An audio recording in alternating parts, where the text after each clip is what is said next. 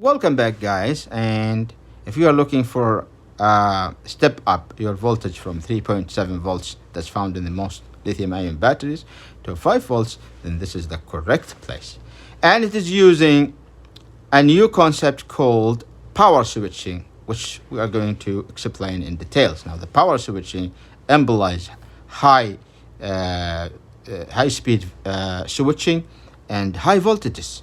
So it is using to step up the voltage into higher voltages, higher amperages, and it's called boost converter.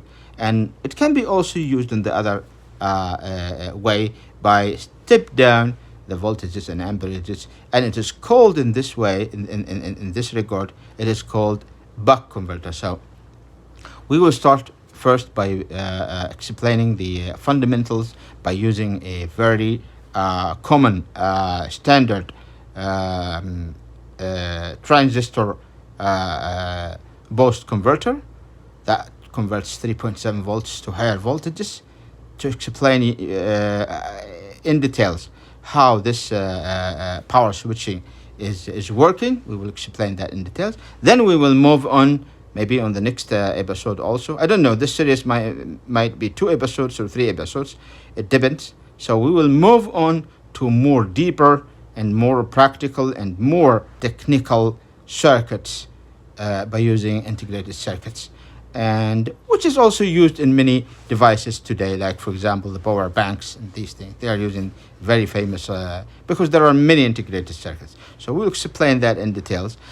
But first off, we have to go and search for a note, because I remember I have written a very practical, significant note about this issue. So we'll go to my workshop and we will search for that note. Hopefully, then we will derive necessary information from that note, because it's actually arranged in a very good order that can actually help our purpose. Let's go to next. Alright, so I found this sketch here, hoping it will help us to understand more easier the boost converter and what is the power switching concept. So in this on stage where we have here a switch that switches on and off, that's why it's called power switching. We have the battery, we have the coil L1, and we have a diode, we have a capacitor. Those three components are necessary for constituting a boost converter or stepping up circuit for the voltage step up circuit or boost converter. So we need 3 components: the coil or inductor, the diode, and a capacitor. Of course, we need a source of power such as battery. So what is happening here is that when the switch is on, immediately the current passes through this circuit only, excluding this circuit. The circuit here will provide 0 voltage, and there is no current running through here, because it's much easier for the current to pass through this very little resistance route other than this very high resistance way. So that's why it's a 0 here, 0 volts. So what happens actually when the current runs, and this is, by the way, this is the true direction of the or the real direction of the current. So it passes from negative to positive and through the inductor L1, and here is the all matter actually revolve around, meaning that when there is a current running from here, there is a magnetic field actually produced. See this orange dots represents a magnetic field constituting around this current, as long as the current is passing through it. Okay, and step number 2 or stage number 2, what happens actually is we cut off this switch. We have cut off this way. This switch is off now. So what happens? 2 things happened actually here at the same time. The first one is, remember there was a magnetic field on the first stage, the stage of on. Once the current is off, this magnetic field starts immediately very fast to shrink back, producing a voltage on this side opposite to this voltage, or electromotive force, EMF, which is actually on the other direction or opposite direction of the first voltage direction. So what happens here, as you can see, as if we have 2 batteries right now. This is the first battery, and this is the second battery, although it is very little, but there is a voltage here. They are all in serial. So what happens that we have higher voltages than the battery original voltage. This is another voltage added to the battery right now. Okay, so what happened? It goes immediately to the capacitor and stored there, because the diode anode allowed that to happen. And you know, the current passes in any diode from its cathode to its anode. So this is the new current now, is actually charging the capacitor till the amount of those two, this voltage plus this voltage, is reached at the capacitor. Okay, all right, let's go to again to the on stage and see what happened here. When we actually put this switch on again, the current also runs through the inductor exactly as the first stage happened. This is the initial stage. This is the first stage started. It's the time of the starting the boost converter. Okay, so we repeated the first stage, but see what happened here. Actually, this side here, okay, starts to become more positive. More positive. I'm talking about the diode itself.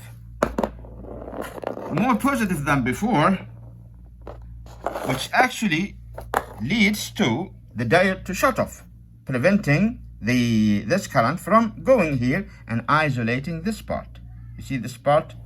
We have here green, and this is the green, meaning that this circuit and this circuit is completely isolated. But while this circuit is repeating itself again, preparing for the second stage, with the other stage, which is this off of a stage, see the current here is running from positive to negative, and we have an output here.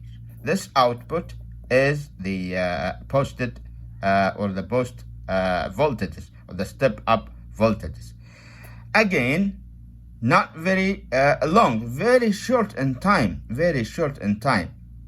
all right. As a turn off or cut off will happen, and we will have the same also voltages saved to the capacitor.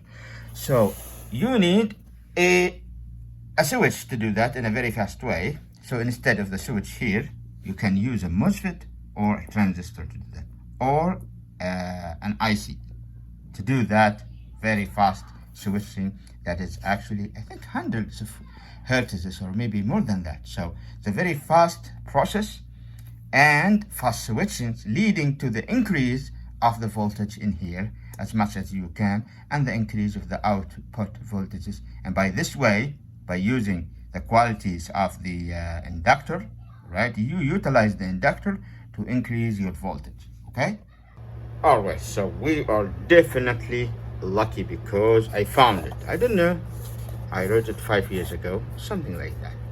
It has very, very significant, interesting information.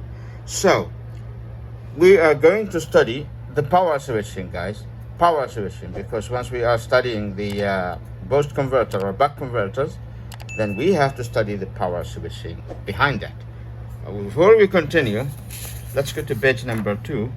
It has significant information which is written in the Arabic here, and says, when power switching appeared, the old iron laminated large transformers disappeared, and the new small ferrite core or toroidal core inductors appeared, because the power switching speed, which is way higher than the normal EC 50 to 60 hertz, makes even non-core inductors enough, meaning air core inductors.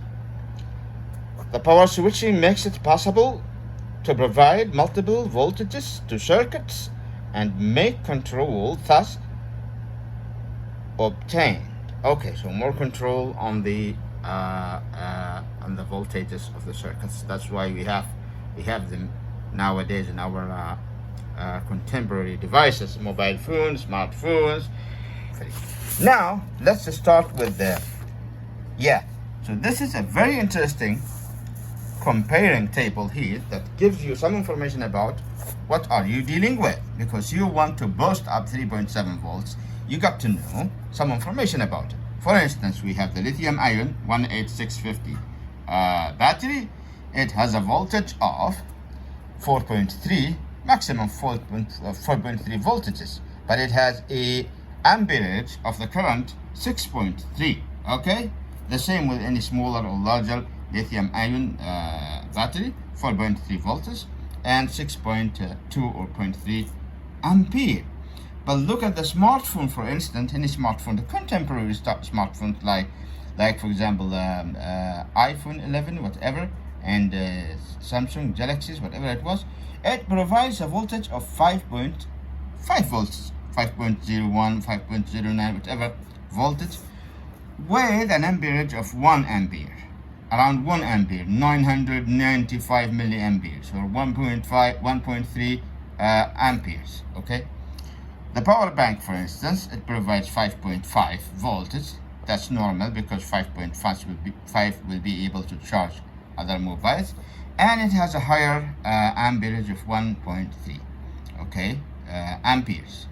The same with the charger that is connected to the main wall, 5.5 voltage. That's connected to the AC in the wall, 5.5 volts and 1.3 amperes. Okay, so in short, you will never be able to charge your mobile phone without having at least 1.2 or 1.3 or at least 1 ampere as an output. You know what I'm saying? For instance, if you get a boost converter that is not providing this, it is actually stepping up the voltage, but it's not providing. It is not providing this required amount, at least 1 ampere. You will never be able to charge your mobile devices. Okay. Another important information is found also in this note here, that we are stepping up the voltage by the power switching boost converter, the voltage, but not the current. Not the current. This is very important, guys. Very important.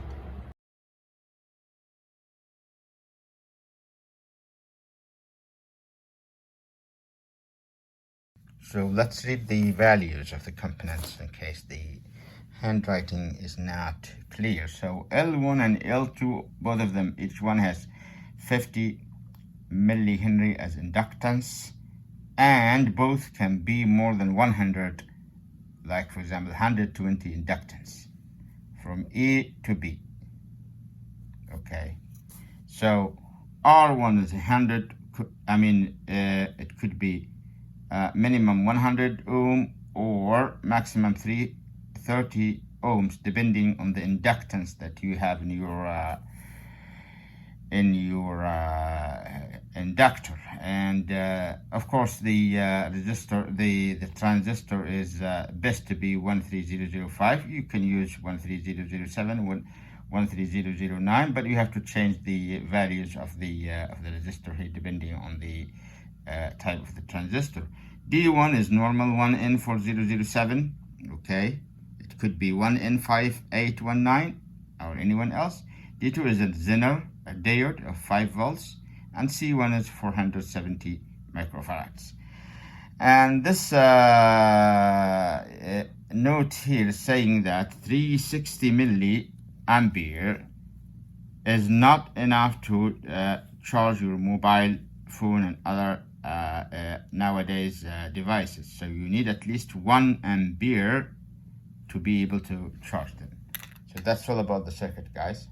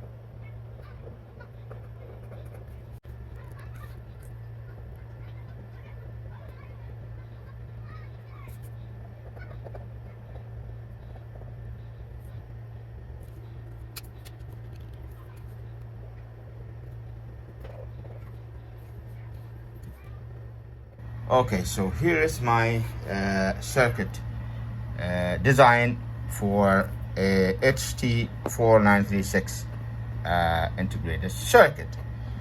It's a boost converter, a charger, and a power bank at the same time. It converts and boosts the voltage from 3.7 volts to 5.1 or 5.2 volts with 1 amp, so that you can charge your mobile devices, tablets, etc., etc. Okay. It's a charger because you can also charge 5.5 volts in here to charge your lithium-ion connected battery, and it's also a power bank with a LED indicator to show you what's the amount of the charge inside your lithium-ion battery. And you will get also a 5.1 voltage, right? So you can design a power bank by using the famous LI18650 lithium-ion batteries, or any kind of lithium-ion batteries. But if you want to make a power bank that's so strong, you can add up to 3 or maybe more. You have to check for the on the data sheet to see the maximum amperes that it holds, that the IC can work with as maximum. So you can add them by connecting them all in parallel, positive to the positive and negative to the negative, and you will have a power bank. It's very small and very practical. This is actually all you need, my friend. I found it in my notices 2017. It is this one, and I decided to redraw it to make it more clear for our episode. And it's good that after we unfortunately, we lost our YouTube channel that's full with the all necessary technology information and circuits, we still have at my lab here the important notes that I wrote, and this note is one of them. So I was really happy when I found it, because this is all we need to make it very small. This is all SMD. Those are 2 capacitors, SMD capacitors, and you can use electrolytics by putting the negative part here and the negative part here for the 10 microfarad and 22 microfarad. It's better to use the electrolytics, but you can use those small 2 SMD capacitors. Only 3 components needed with this integrated circuit based on my design here. I know you will find another design in the data sheet, but just leave it and just follow this simple and tested and very, very profound design that I did for you, my friend. So only 3 components needed: the 2 capacitors and the inductor of 4.7 microhenry. Okay. You can also erase or delete the LEDs if you don't need them. You can only put them in case that you are using this circuit as a power bank. In this case, they will tell you the amount of charge on the on your battery. So it is 25%. Only this lamp will light when you put the key connected here, which is pin number 9. So it will illuminate. If it is full, 1/4, 1/4, 1/4, 1/4, all of them will be illuminated. If it is 75%, like 1/4, 1/4, 1/4, 3 will illuminate it. If it is half, 2 will illuminate it. It's only 1/4, 1 will be illuminated. And if you want to use your power bank actually as a light, you can double click on this button, and this LED 0, here we have LED 0, LED 4, LED 3, LED 2, LED 1. So LED 0, which is this one, will act as a light for you at night when you are in the camping, for instance, by double click on this key. And if you repeat the double click again, this will be turned off. And if you just push it for one time, the amount of charge will be illuminated by these LEDs.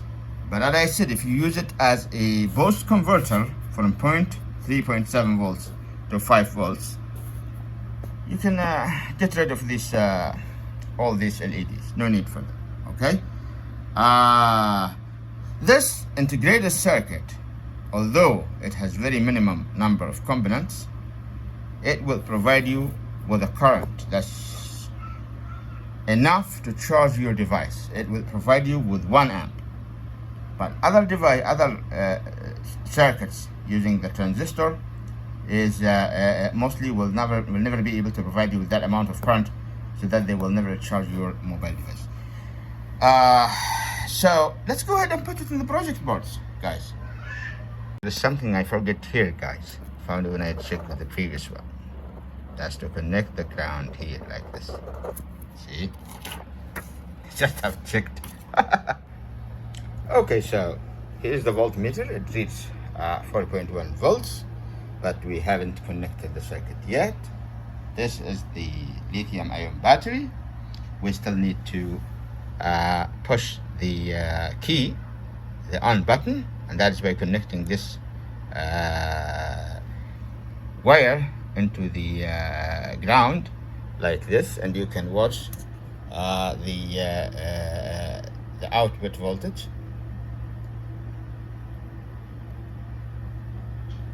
Yeah, nearly 5.2 volts. Okay, that's good. And the lithium-ion battery is almost half in charge, because we have only 2 LEDs illuminated. Okay, so boost converter is working correctly and nicely. Again, if you double click or push on the button again, the light lamp will illuminate. See, and then you can, yeah, see. So we have the good power. Very nice. All right, let's charge our mobile phone to see. All right, when preparing the USB plug, remember to solder and join the 2 pins together in the middle, otherwise it will not charge. Don't forget that. So time to charge our mobile devices from this beautiful circuit. Yes, it's charging. And if you notice, my friends, you charge also from this tiny, even from this tiny small battery. That's very nice. Now let's go ahead and test the charging. Can we charge the battery here or no? So we have added this battery that we know for sure that it is not fully charged to the circuit, and provided connected the circuit from the output, because it works both ways, to an adapter for charging. So 5.5 volts. So we just want to connect it like this here, okay, to the main power, and all we have to do is to come to the side and connect it to the circuit, to the output.